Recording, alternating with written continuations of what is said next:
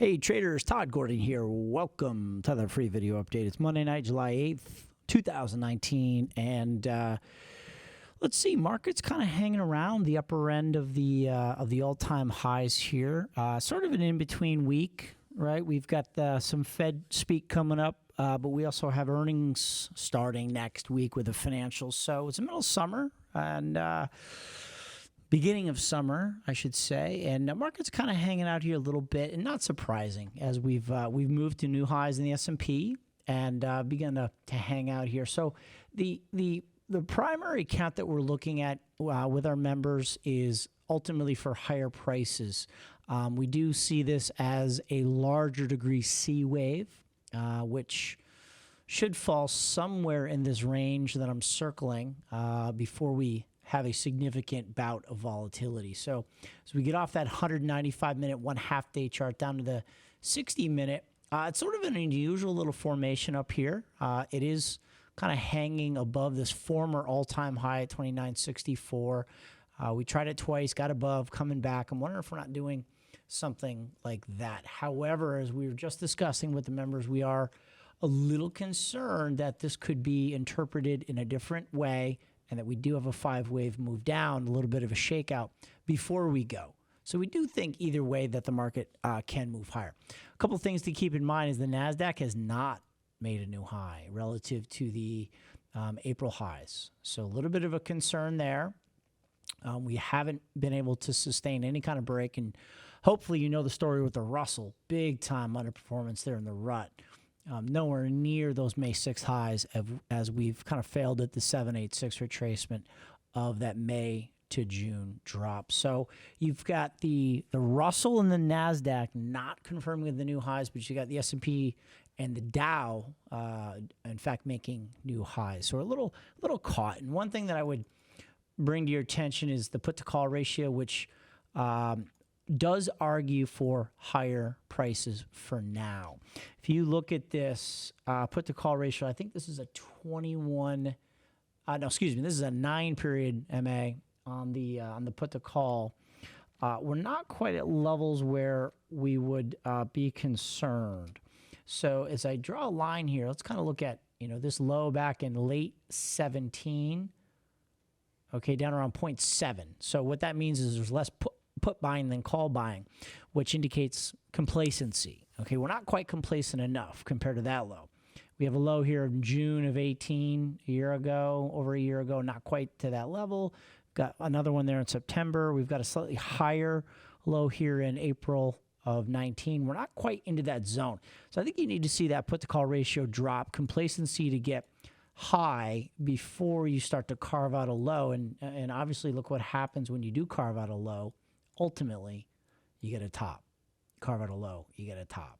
Carve out a low, you get a short-term top. You carve out a low, you get a long, big top up there. So I don't think we're there yet. So I do think that argues for higher prices, and that's how we're going to continue to push our portfolio.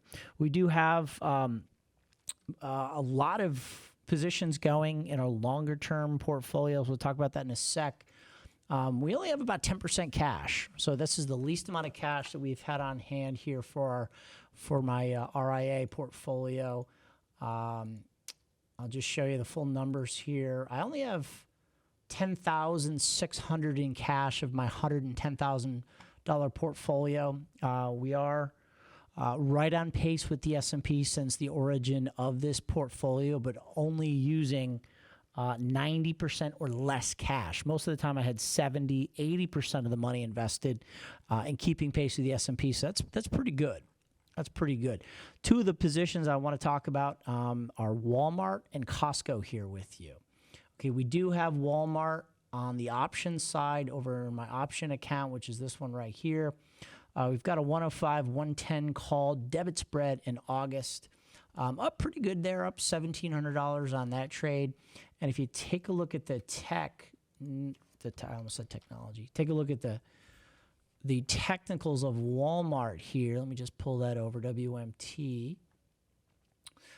You can see that we have a sort of an interesting situation in Walmart, which we did have a good completion of a triangle here. In fact, let me give you a better time frame.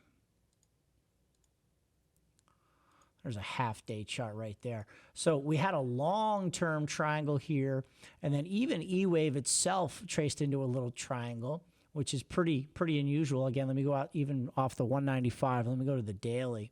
Long-term triangle there in Walmart. E-Wave itself traced out a smaller triangle and began to push higher. So let's get down back from the daily. Let's get down to something like a 60-minute. So there's the completion of that long-term triangle. Wondering if we just did a really shallow little wave 2 down there. And if that's the case in Walmart, oh my goodness, there's a lot of underlying strength there in WMT, and we could be about to rip. That actually looks like it counts better as a complex. ABCX, ABC, that's okay. It's a wave 2. And then possibly 1 and 2 up. And if that's the case, we have a third wave to go, which, could be pretty sharp. The alternate, we're always, looking at plan B. We're always figuring out where we may be wrong. As I've written here, this could be A of 2, and we could be doing B of 2, and we're going to get a C of 2 down here, which means that blue 2 goes right here. The point at which I would start to consider that invalid is generally when you break above the 1272 extension, okay? Everything below 100% is a retracement. Once you get through the 100%, you go to extension territory. And that comes in at 113.17, so we're almost there. If you get above there, then I really start to think that we're in a wave 3. So for my position, that we have with our customers, we got the 105, 115 call spread. We are theta positive because the 115s are starting to melt away. We still have 39 days to go. The 105s have intrinsic value, so they're not really they're not weighing on it. They're not melting away at all because there's good value in those options. So that's that. That's Walmart. And one trade that is related is Costco. Sort of a similar story. Good dividend payer, considered a staple. Costco's interesting because there's 2 big zones of resistance here in Costco, and I think we've just defeated the first one. So FRZ is something we call fib resistance zone, and then we could substitute S in there for fib support zone. So it's just basically a clustering of all the Fibonacci ratios that you would use for each degree of the wave up the what we call the label table. So the first clustering was right around 260 to 265, and you can see we definitely checked it. But now we're heading higher, and there's another cluster up here in Costco to 280. So we might have room to go. If Walmart's in a shallow wave 2 and Costco's ready to go, we're ready to go on the upside. And as I mentioned, we have the option trade in Walmart. We might be looking to add it on the option side in Costco. And we certainly have both Walmart and Costco's is two of our top 7 or 8 holdings in the portfolio. Okay, so guys, also we do have a webinar coming up Wednesday night at 8 o'clock. This is going to be trading analysis in MotiveWave. MotiveWave is a software I'm using. Obviously, we're big Elliott wave analysts and traders. I've got a team here of guys all using MotiveWave software, which is a wonderful way to organize your Elliott wave analysis. We have it set up in a very specific way. Look at primary and alternate counts. We can just quickly go through and make adjustments to all the wave counts. For example, here's Apple. And Apple is in an interesting pattern that we're focused on today. If I make a little change and I wanted to decompose the Apple chart very quickly, every chart that is linked to that time frame just reflected my new analysis. So it's a very quick and easy way to sort of move around. And you can obviously use some of the automated logic within MotiveWave to quickly do your work. So we're going to be talking about the features of MotiveWave, why there are so many benefits in terms of organizing analysis, finally understanding Elliott wave and shortening the learning curve. So we're going to be talking about that, and then there will be an offer at the end. MotiveWave is on sale, I think coming up in the next day or two. For a week. So they do their summer sale. If it's something you want to get involved in, it's a great way to shorten the learning curve with Elliott Wave and be more effective at what you're doing. So that's going to be Wednesday, July 10th at 8 p.m.